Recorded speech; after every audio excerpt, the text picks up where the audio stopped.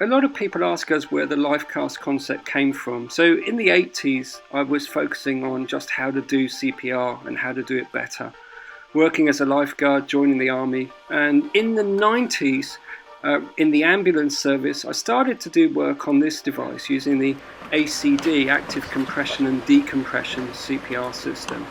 And it was physically very, very hard work, but we learnt a lot about resuscitation using that particular device. We went on to study impedance threshold devices and looking at whether we could adjust the pressures within the chest. And then finally we moved on to this particular piece of kit, looking at the CPR Easy, which allowed us to improve the depth of chest compression that people were delivering and focusing a little bit on the quality of chest compression. And that was all taking place in the late 90s.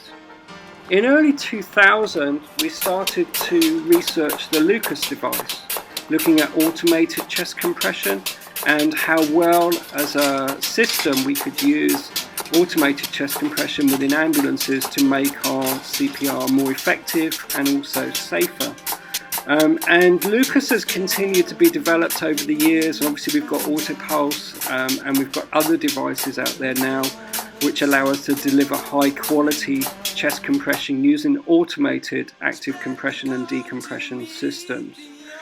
And it's been developed further. We've now got the Lucas 3 out there. In 2010 to 2020, my focus was on the delivery of quality education. I'd learned that a lot of the stuff that we've been teaching previously about heart squeeze just wasn't true, and that wasn't how resuscitation was actually working at all. I'd seen that defib pads were put in the wrong place. I'd seen that CPR was not really being taught. People didn't understand actually the science behind what they were doing, and they didn't understand it at a cellular level. And so for 10 years or so, we focused on teaching people how to do those skills a little bit better and showing them actually what this whole resuscitation thing was really all about. In the latter part of 2010, we really then began to use social media as our way of getting messages out. And we started to develop new looking mannequins that would actually allow us to teach some of the skills that we'd not been previously able to teach, and certainly not in the way that we were looking to try and make things realistic. And this was really the start of the Lifecast journey as you would understand it. But really, just getting things to look right and to move appropriately wasn't the whole story, and we still wanted to continue a little bit further.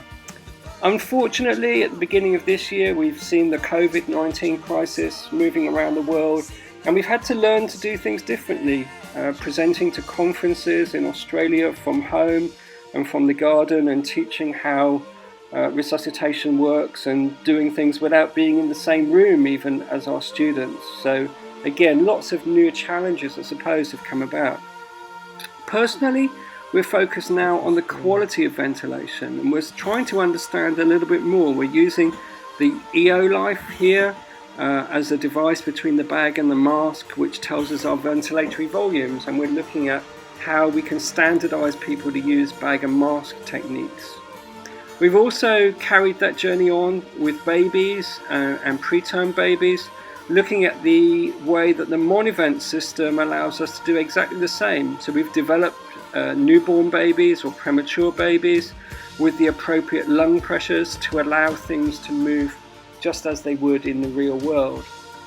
And our own journey, I suppose, for the first half of 2020 has all been about, well, how do we make things more real? How do we approach the subjects of higher airway pressures in preterm infants? Or how do we train people to be able to use the override switch, for example, on a bag and mask?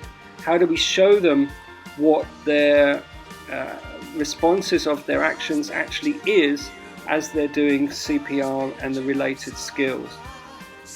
And I suppose really, considering we're only 6 months into 2020, we're learning so much about how we resuscitate and how we can make new products, make them stronger and better, and gain some sort of quality control over the process of resuscitation.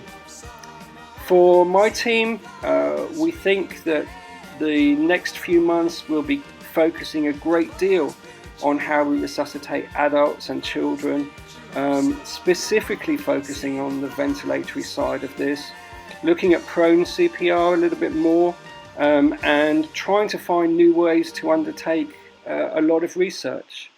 Please get in contact if you want to know a little bit more. You can get hold of us on www.lifecastbodysim.com.